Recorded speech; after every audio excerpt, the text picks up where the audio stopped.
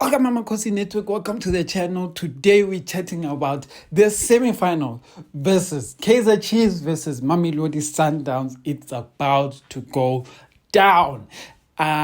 People are gonna be wondering what are we gonna how are we gonna play. There's gonna be a lot going on, but today we tell you about the starting lineup and what to expect from the game.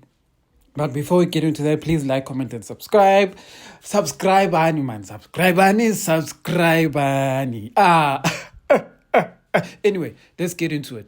I'm just gonna go quickly with the starting lineup, then give my thoughts on the game, and then try get a prediction out of myself. Even though my predictions on Kaizer and brain, so you know my Kaizer saying one thing, but my brain is saying another. But anyway, let's get to the starting lineup.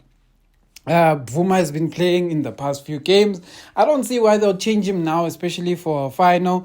The one thing I will say, not for final, semi-final. The one thing I will say is, if it does go to penalties, we cannot go to penalties with Bruce Vuma. So that's one thing I'm hoping. If I see the game is getting close to 90 minutes and it's still 0-0, whatever, and I see Nabi has made 5 substitutions, I'll know we're going to lose that semi-final, even if it goes to penalties. And there's one specific reason. Vuma is not a good penalty stopper, and that one is...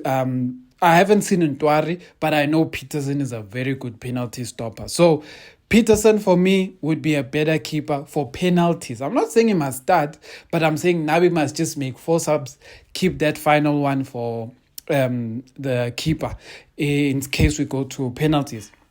Do I think the game will be a penalty game? No. I don't think Kaizer Chiefs have the players to carry Sundowns into... I don't know if there's extra time in Nedbank Camp, but if there is, I don't think Chiefs has the squad depth to keep it 0-0 against Sundowns until 120 minutes. I think we can rock a win in 90, but yeah. Left back... and this is all also depending on injuries and stuff. So I'm going to have a left back, a team that I think will start, a team that I think might start in terms of availability and all of those things. So left back, this is the back four I think Nabi would go to if the players are available. I think he would go Milson Dove. I think he would go Miguel Nsimango, and then right wing he would probably go Solomons. That's what I think would happen. But if Miguel is injured, then we know that changes a bit, because I think they'll move Edmilson Dove to centre back with Msimango, left back being Cross, right back being Solomons. Is that the best one? It's a bit shaky, and you need to kind of tell Solomons not to go up, because every team that has beaten us with wing plays, and I have a feeling tomorrow Sundowns, when they start the game, they're going to start with not Sales. The game will work better for us if the Cardoso starts the game with Sales and Shalulile. That will work in our favor. But if Cardoso starts with Reyners and Shalulile, then that's going to expose the Solomon's position, or even the Cross position if Cross does play. Midfielders, also this is depending on injuries. I think it's going to be a thing of... Now he's going to play this one safe, so it's if Thabo Cele is... injury free, it's going to be Thabo Cele and Yusuf Mat. Is that the best formation to go with? No, unless you do this. If I think Nabi is going to go with 3 midfielders instead of his natural 2 with a 10. So I think it will be what he'll do. But I know that Mat, for whatever reason, is going to start, and Thabo Cele will start if he's injury free, and Ngobo will either start as a 10 if Ngobo will either start as a 10 if Nabi goes the 3-man midfield, or 2-man midfield with a 10. I think Ngobo will start as a 10. Or if he plays the 3-man midfield, I think Nabi will actually start make Mat an 8 and make Ngobo also the other 8, and then make Thabo Cele more the 6 in that role. to have those those three midfielders. Then it's Sereno, it's Lollipop, and Duba. I think those three, Sereno, Lollipop, and Duba, are the three I can guarantee that will be there. The one that is a bit shaky is Tabocelo because of injury, and Ungobo. If Ngobo does not start, it will probably be Mdu Shabalala. But anyway, that's the starting lineup. I think that we'll see for Nabi. The game is going to be an interesting one. It's one for the history books because Sundowns has never beaten Chiefs 4 times in a season. This would be the first time they beat Chiefs 4 times in a season. And I think Chiefs has never lost to any team 4 times in one season. So this would also be another first in terms of Sundowns, in terms of our history, all of those things. So I am, like I said, I have a prediction for my heart. I have a prediction for my head. Let's start with the head, which is often the negative one, but the one that's being realistic. Realistically, this is what we're going up against. We are going up against someone who is in the CAF Champions League semi-finals and is going to be facing Al Ahly. We are up against someone who's going to the Club World Cup. We are up against someone who is leading us, I believe, with more than 28 points in the league. Meaning that the number of points we have gotten in the league, which is about 29 points, Sundowns is almost leading us by our points. So Sundowns is getting to a point where they have double our league points. And that is, say what you want about that, but that is our reality. Meaning that Sundowns right now, I don't know, they could cut their points in half and they would still somehow end up on top of us in the league. Do you know that sounds crazy when you say it that way. Sundowns, at the end of the season, when the season gets to the final points, now that Royal Aim is in there, our season is going to end around 28 games. At the end of the season, 28 games, Sundowns could find themselves at a point where if they lost half of their games, right? If you just took let's just say if you cut their points in half, meaning that Sundowns will probably finish the league with like 75 points plus.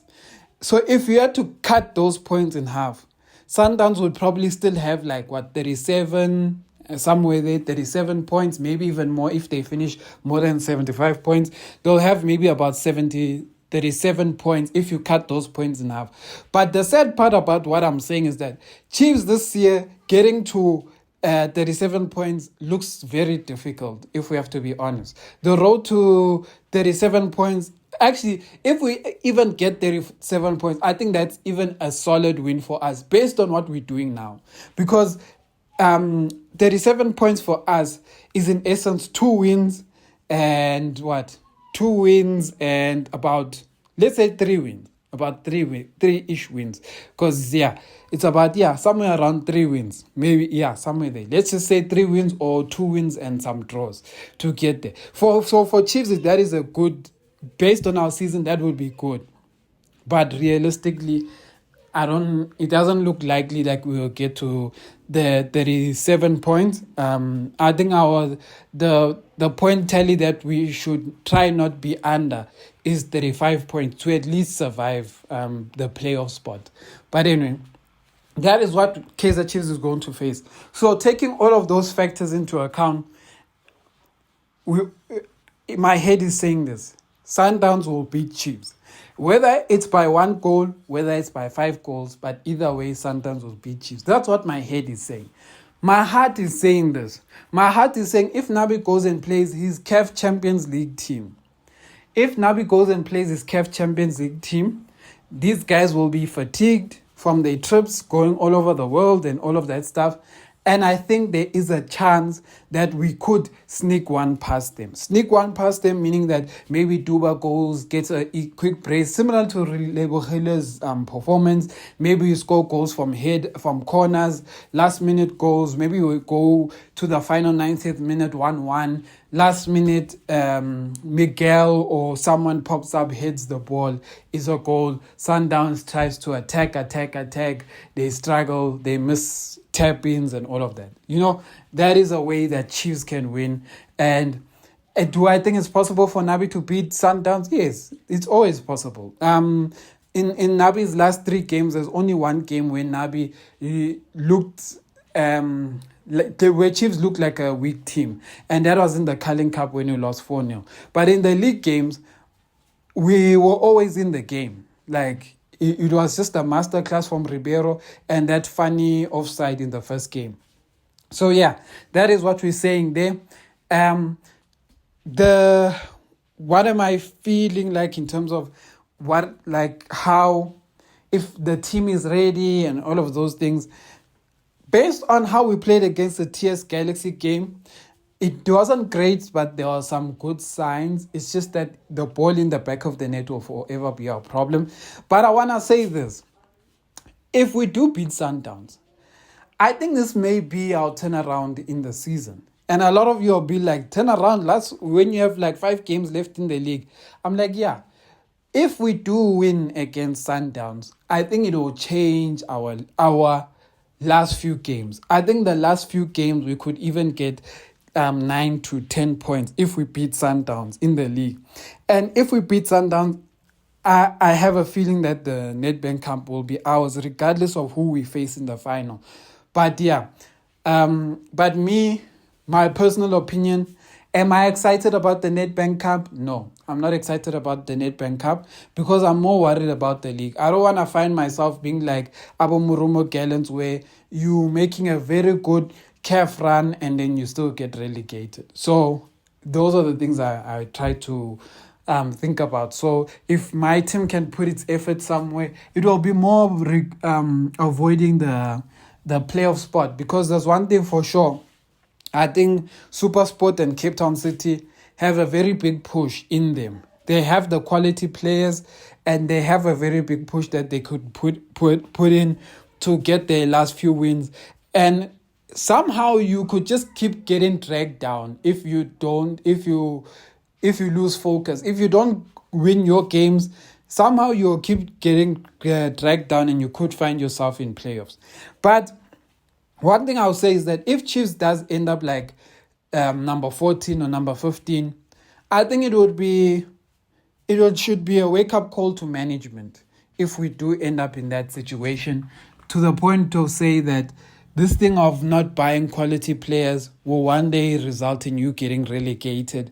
And you will blame coaches, you will blame players, but when all is said and done, you should actually blame yourself, because coaches did not hire themselves. Players did not buy themselves. When you guys go and take the easy way out and buy free agents, buy one, get one freeze, at the end of the day, you're leading yourself to this very, very dark corner. And this dark corner is a sad corner. So that's all I'm saying. Amakhosi for life.